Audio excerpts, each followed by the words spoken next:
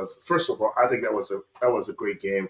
It was a back and forth game between two, I mean, great team. Actually, those two teams will be performing in this World Cup in this summer.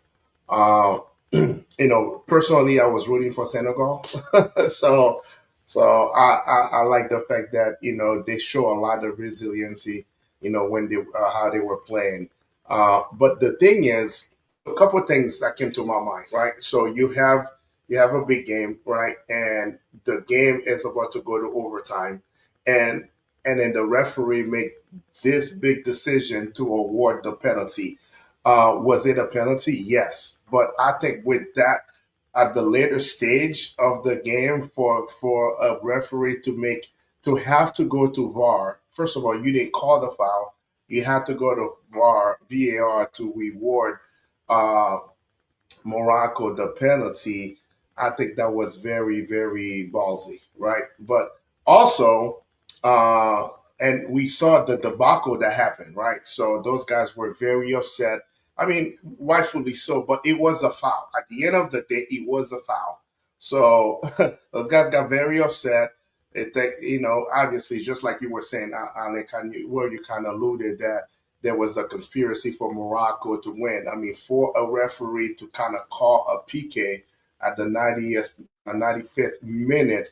So I can understand why those guys were upset. But so they all left the field. When I think about it, especially when the guys step up and call and took the PK, I was like, man, that was a way for Senegal to kind of ice them.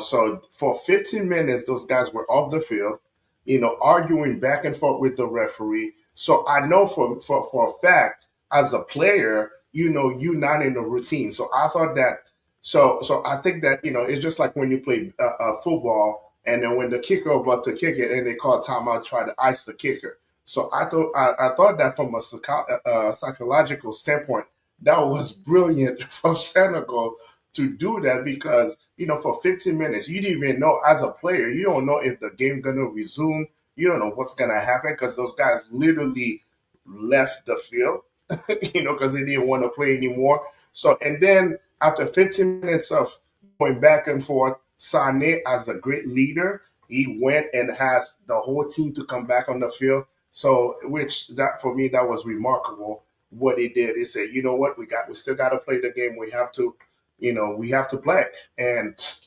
then call up the team back. And this guy Brahim Diaz, took the PK and tried a panica to score the goal. I was like, dude, this is I mean, you scored a Yeah. penalty, you won the game, and it was a poorly taken PK. I was like, dude, you buried that PK. You don't try to. I mean, you get cute at the in the first half or early in the game, but this is it. You scored a goal, you win the championship, and then you try to get so cute and then literally botch the whole PK. So, so which is that was crazy to me for a player.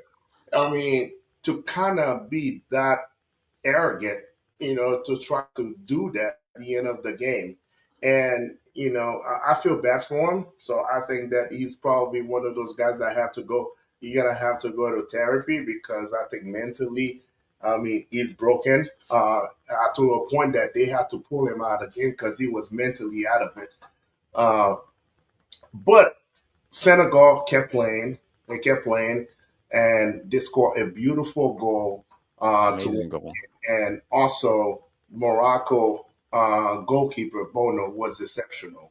I mean, these guys were making saves after save after save. Also, the Senegal goalkeeper was great too. So overall, it was a great tournament.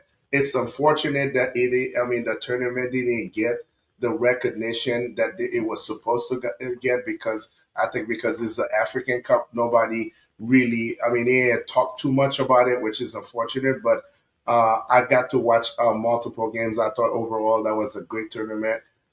We saw some great teams. It's unfortunate that Nigeria went out like that, the way they went out against Morocco and PK. But overall, I thought that was a great tournament, and I'm so happy for Sadio Mane to get another championship, another trophy, and hopefully, because he said before the game that that was his last game for Senegal. He was gonna retire from from the national team. Hopefully that he changed his mind and then decide to play in the World Cup because we want to see all the best player playing at the World Cup. So that were my 2 cents on the game. Great game, but so hopefully we get to see those guys again playing in the World Cup. I kind of joked around a little bit. I was like, Morocco. Hey, I think that's the first time. I mean, it's not the last time you're gonna start crying. Maybe your game against Haiti, you're gonna probably suffer a similar fate when they play Haiti. But Oh anyway, my that God. was me joking. But anyway, to kind of move on a little bit. So it has been a lot of coaching carousel going on in Europe. I mean, which is so early in the season. I mean, we saw Manchester United parting ways with the head coach. Chelsea also parting ways with the head coach, and especially after what I mean, Chelsea is doing really well in the Champions League. I mean, destroyed Barcelona when they played against Barcelona, and also Chelsea also won the extended FIFA World Cup. So, and then you have Xavi Alonso from Real Madrid. They even last. uh, it only lasts only half of the season. So, let me start with you first. What's going on, man? Is it? Do we have an identity crisis going on with those big clubs? What's going on, man? Yeah, I think they are becoming more and more impatient. I think people are being impatient. I think they're seeking for results right away. I think right now it's more about branding than anything else. I feel like when you look at Real Madrid, a big coach, look at Chelsea. I mean, those are big clubs. I mean, they've it's like they've known success in the last 2 or 3 years. They're successful clubs. Yes, you could have ups and downs. Yes, you could have, a poor month of performance. You may have lack of chemistry in the field, but does that mean that you're a bad organization because of your coach? Have you given the coach enough opportunity to prove itself? So I feel like, there are clubs that have been performing pretty poorly, like the Manchester United. I can understand that. But the Chelseas of the world, the Real Madrid. I mean, all those big clubs, they've been performing. Yes, we may not like what we're seeing today at this moment over the last month or so, but um, I feel like the fans are impatient. They're screaming, and then the body's reacting. I think that's what's happening. So, Alex, when you're looking at those three teams that we just mentioned, Manchester United, Chelsea, and Real Madrid, so which one was the most shocking to you? Me personally, I think that the most shocking one was the Real Madrid because when you think about it, it wasn't really a fair trial. I mean, he got a few months since the start of the season. That's only about 4 months, maybe five, and that's barely enough time for you to even get situated into a club. When you think about it, it's not really fair because especially Real Madrid are performing pretty well too. And Yeah, I don't see why they sacked him. It didn't really make sense. When I found out, I was shocked because it just didn't make sense to me. Real Madrid, and he just got used to the club too. It was just now. It's just now that he started playing, managing the club, and then they just sacked him. I mean, right. and there was really no one saying anything about it either. No one was questioning him as a coach, as a manager. The board probably. I just don't understand why. That one's a mystery to me. And then when you look at Chelsea though, I don't understand that one. They were doing well. And when you think about it, the past managers haven't been doing what Enzo Maresca has been doing. They haven't been the ones leading them into at least 5th position in the league. I mean, at one point Chelsea were 2nd, right?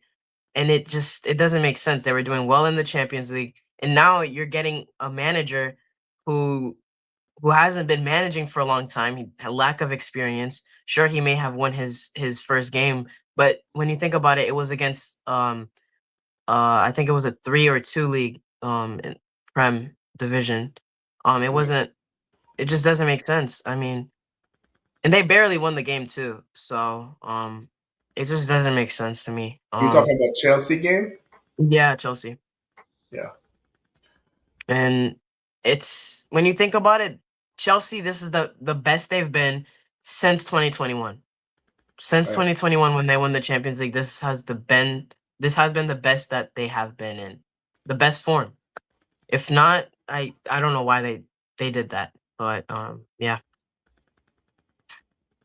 So, yeah, I mean, both of those were. I mean, I think the two people were like firing was the Manchester United coach and Xavi Alonso.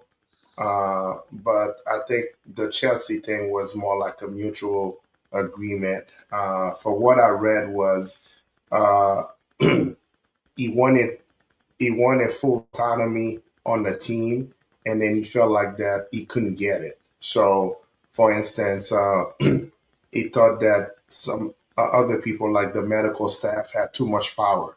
So they had the power to say, "Hey, this guy cannot play," and he feel like, "Hey, if this guy can practice, he can play." So, but anyway, you never know. You never gonna know the real reason. But what I would say though, uh, I kind of see with those clubs, it becoming more like the NBA, where Mhm. uh, where the star players have a lot of power, and I think that's what happened with Javi Alonso. He didn't get along with Vinny Jr. Obviously, he didn't get along with Jude Bellingham. So and they'd be like, you know what, those are our star players. If the coach don't get along with them, so the coach gotta go because people don't pay money to watch the coach. They pay money to watch the players, and I think that's what I'm seeing is the star power. It's become more evident right now in European soccer than it used to be. Before that, it used to be the team. You know, it's all about the team. It's all about the team. But now, if the star powers don't get along with the coach gonna go. And I think that's what happened with Ancelotti last year because Mbappe wasn't doing well under Ancelotti, and I think this is what happened again this year. So you saw many times, especially in the first Clásico, when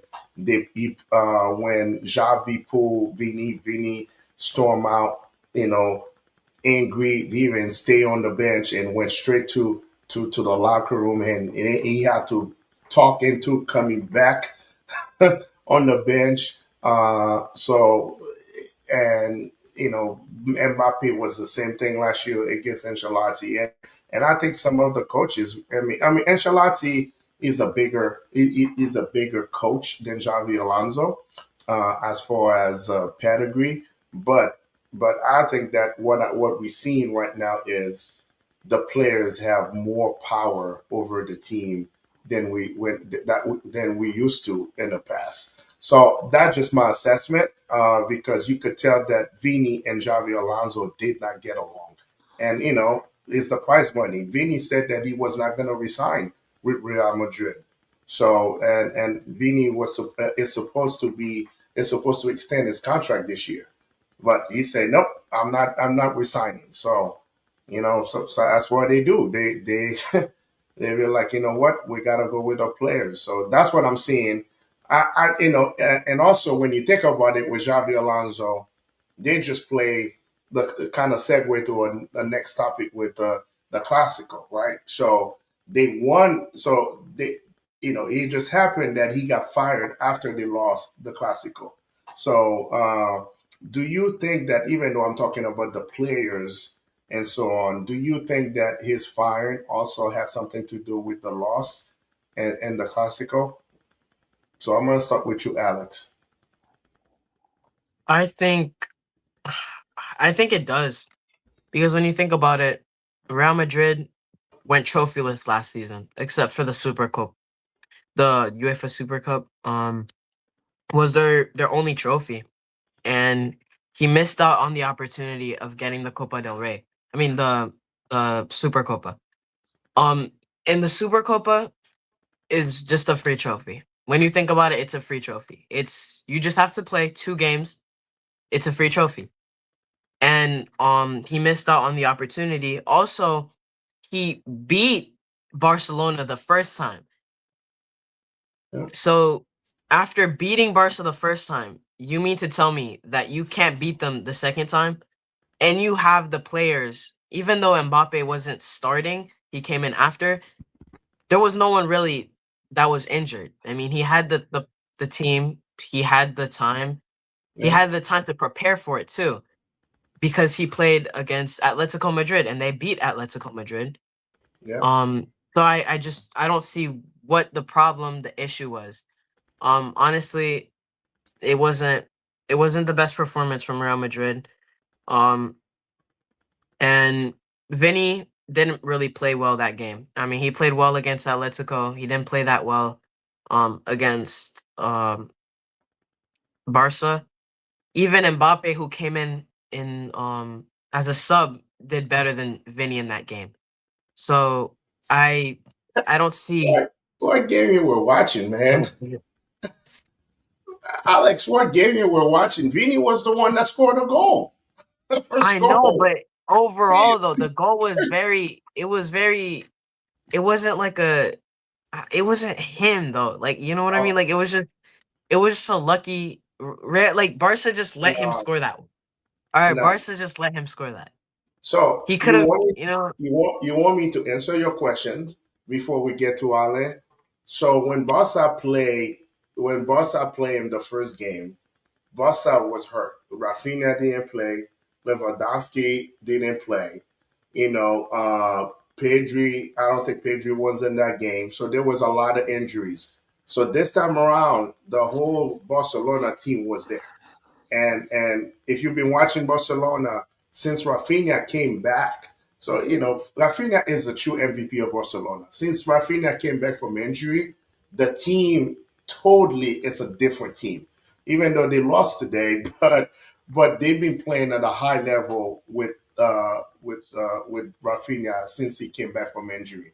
So just to say that, yeah, they beat him the first game. Yeah, they beat him the first. They beat Barcelona the first game.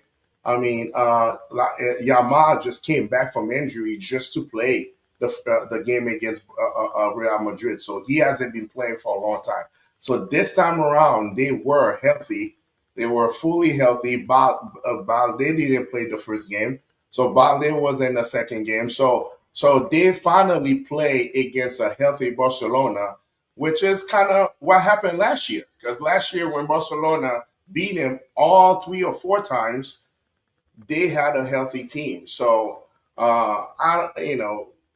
it's not like, yeah, you beat the team the first time, so you should be able to beat them again the second time. So Ale, I know that you watched the game because it was a big game. So do you agree with what Alex is saying with Vini didn't do anything in the game? No, I don't agree. I think you both are right in the sense that the fact that he lost the Super Copa didn't help his cause, right? I mean, he didn't deliver. But I also think that he did a poor job managing uh, the personalities on his team, to your point. I think now, unfortunately, and I was going to tell you about this, is like I feel like we're, I don't know if it's a generational thing. Is it because that's where we are today in society, where you Yeah, have a lot of young players, they feel entitled and emboldened to decide whether they want to work or play for a certain coach and can walk away. This is what we're seeing today in America, right? When you talk about the transfer portal in football, they can go wherever they want. They want to play for Miami this year, then they can go play for FSU the next year, then transfer to Indiana University. So on any given year now, when it comes to college football, any team could make it. You just have to have the right players Yeah. at the right time and spend the right amount of money. Then you have the perfect team. And I feel like right now, to your point, it's a little bit disappointing that you have a coach, managing a good team because you have so many personalities and so many superstars. And to be honest with you, we talked about this before. Those are the issues that I had with Neymar not being able to be a leader on his team. But now I feel like in Real Madrid, I don't know who the leader is. Who's the leader? If it's Mbappe, maybe he needs to step up his game a little bit because he's not doing a good job. At the end of the day, if there's an issue with the coach, I don't think that should be demonstrated publicly after a game. I think I was a bit disappointed with their behaviors. I think walking out that way and humiliating the coach that way was totally unprofessional. And if there's a problem with money or contracts, those are the things that should be handled at the agent level behind closed doors, with the businesses, right? But not like that openly and then threatening a coach. So I feel like this is a little bit out of my comfort level, and I totally agree with you. I think that's what happened. I think Alonso was unable to manage the personalities.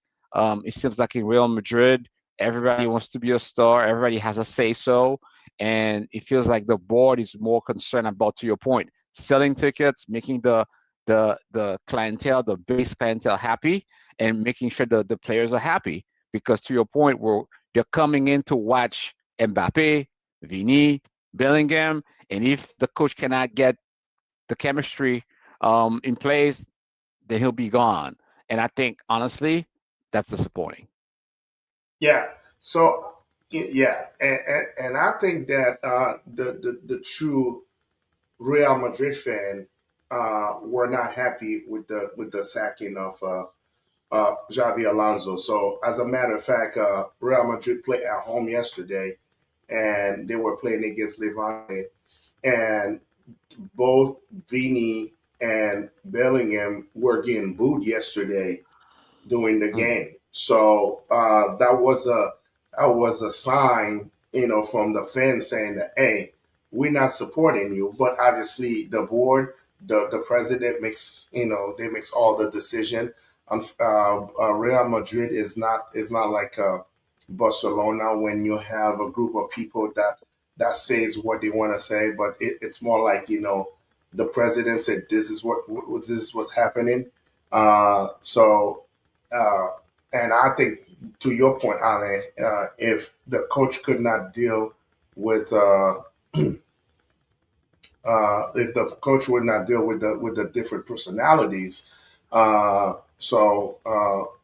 he has to make sure that the team got a good chemistry. But yesterday during the game, every time Vini touched the ball, and anytime Vini and Billion touched the ball, the crowd they were booing him. As a matter of fact, they booed the team at halftime because the game was 0-0.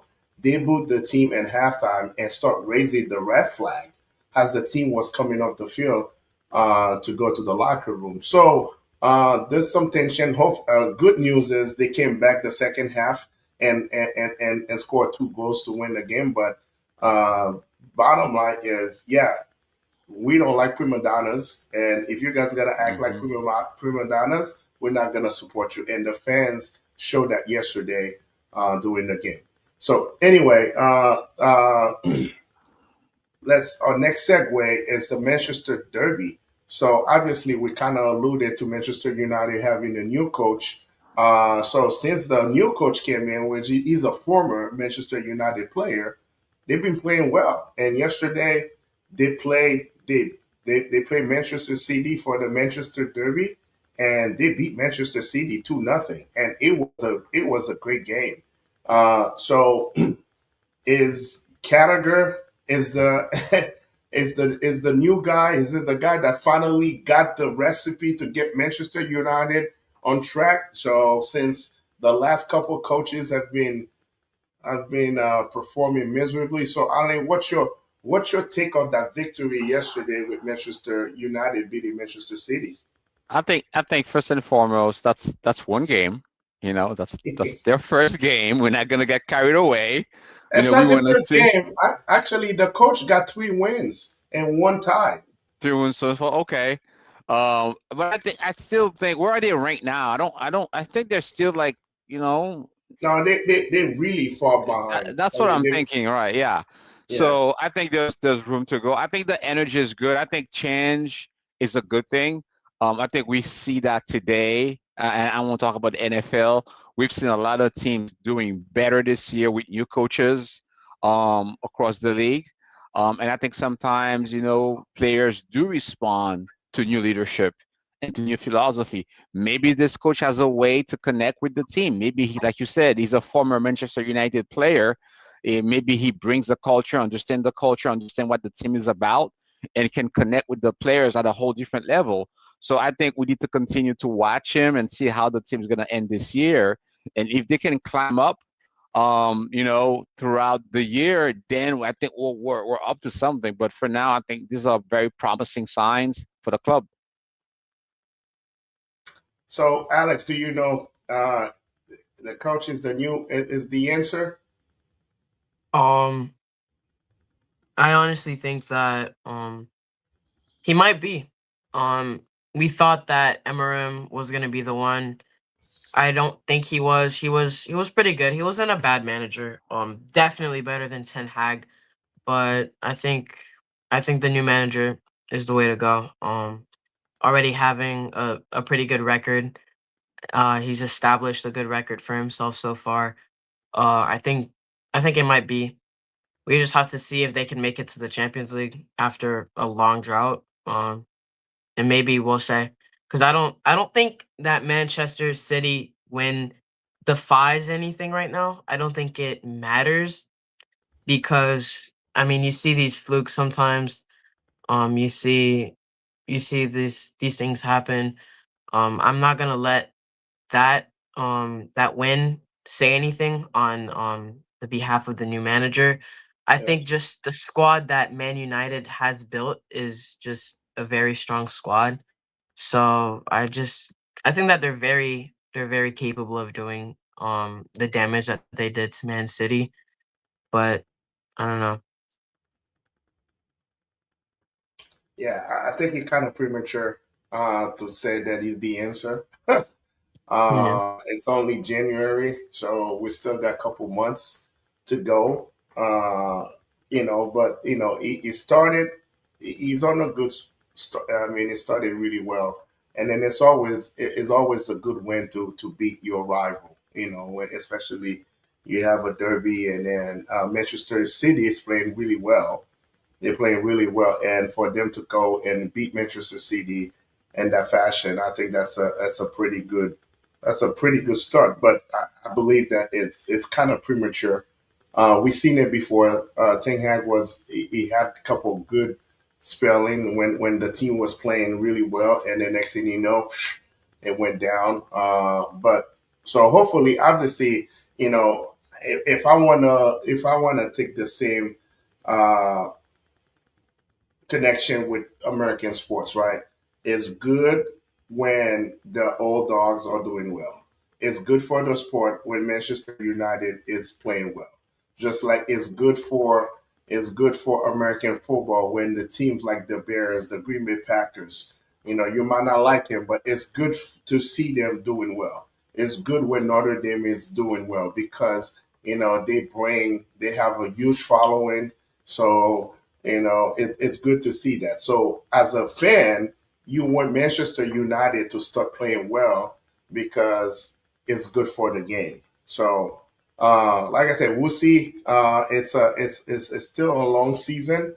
We have a lot of soccer soccer left, so we'll see what happens. But hey, kudos to him. They deserve the win, and I'm glad. I mean, I'm not glad because I'm not a Manchester United fan, but I'm glad that Manchester United is doing a little bit better because I mean the last year nobody mentioned Manchester United when they were talking about the EPL, which is unfortunate.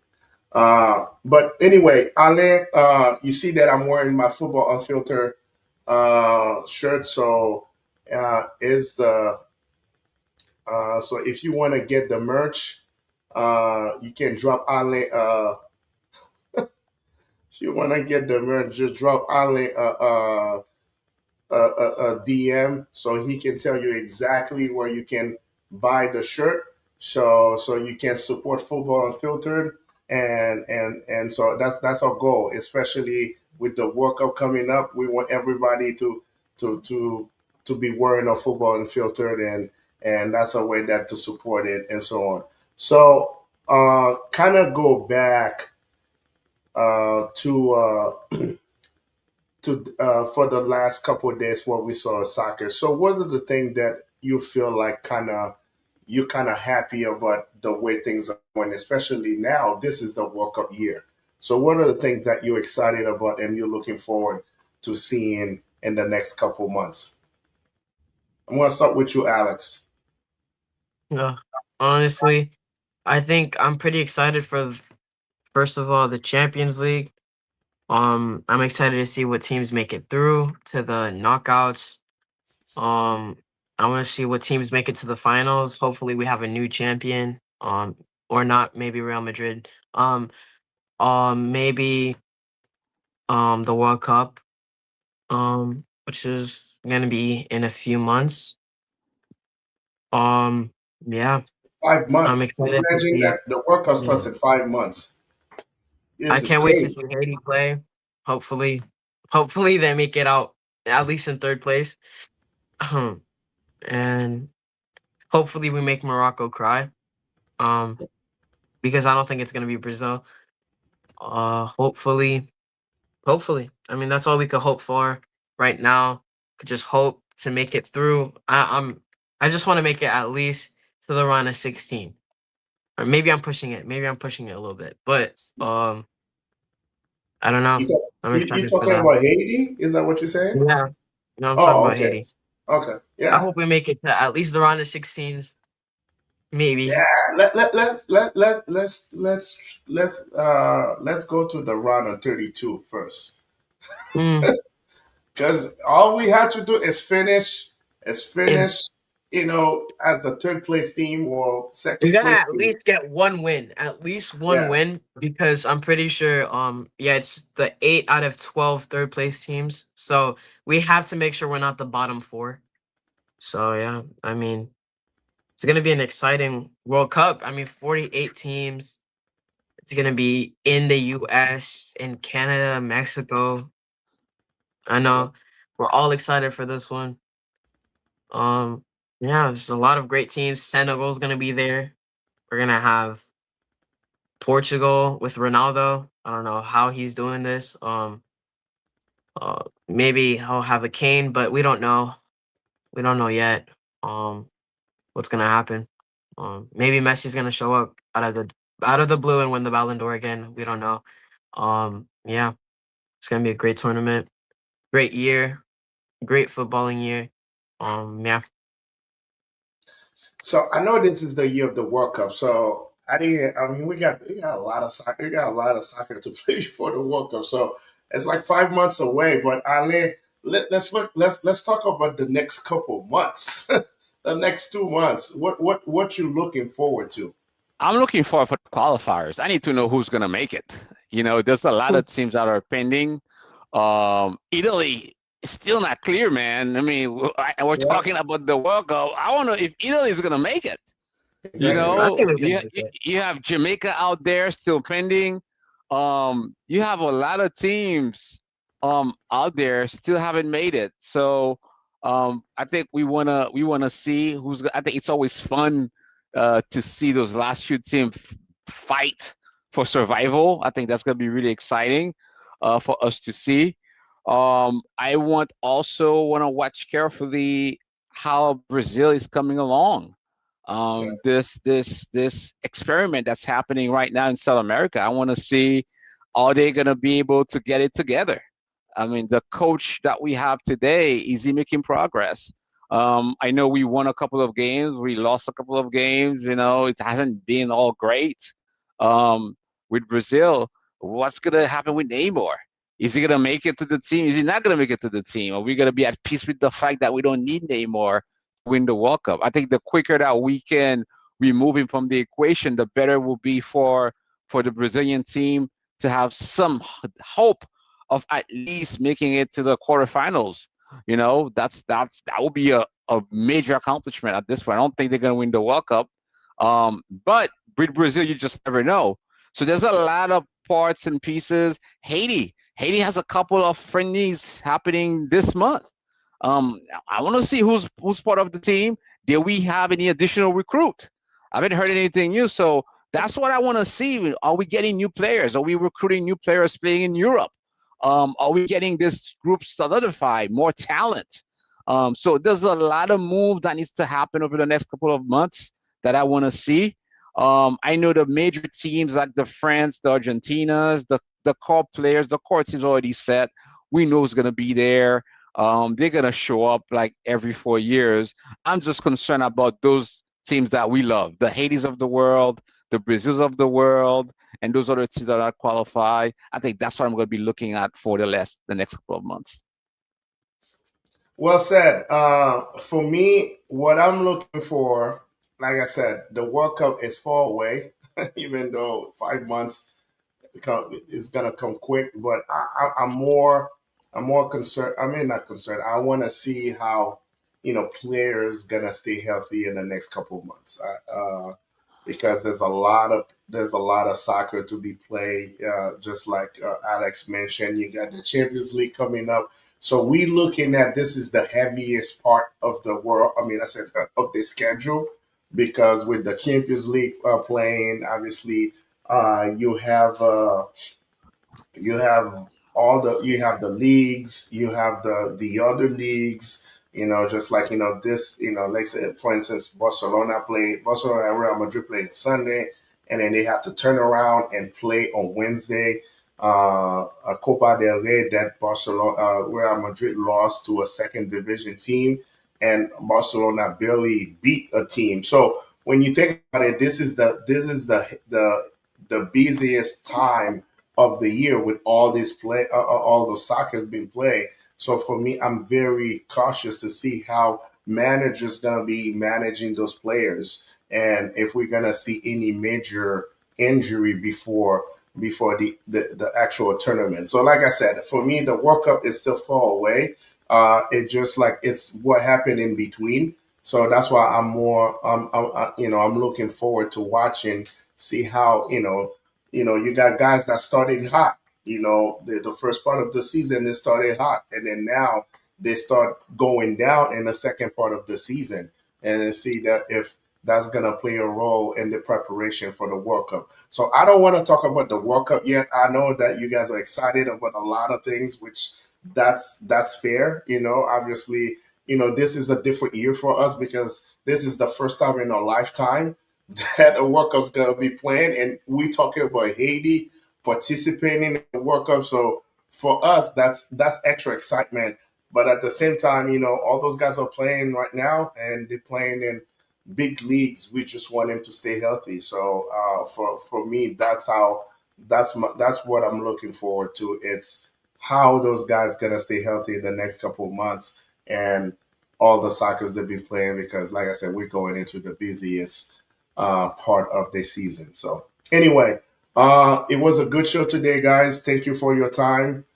We had a great time. I know that we are right in the middle of football season, so our fan base is very versatile, and so they probably watching American football at the same time. But we want them to make sure that if they miss this show, it's okay. So you can go to a YouTube channel and catch us. Also, we are on Spotify as well too. So look for Football Unfiltered on YouTube and Football Unfiltered on Spotify, so you can catch this episode just in case that you're watching football right now, or whether you're rooting for the Bears or St. Louis, not St. Louis, LA Rams. So you can always catch us at a later time.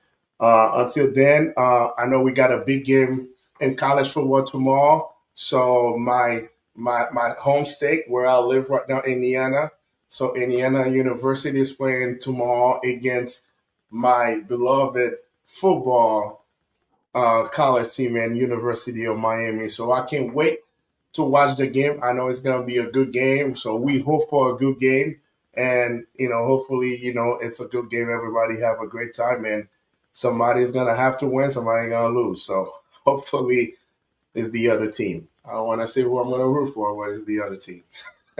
Anyway, Ale, you have a good night, man. Alex, thank you again for your input, especially when for rocking the Haitian jersey today. Uh, so I'll see you guys later.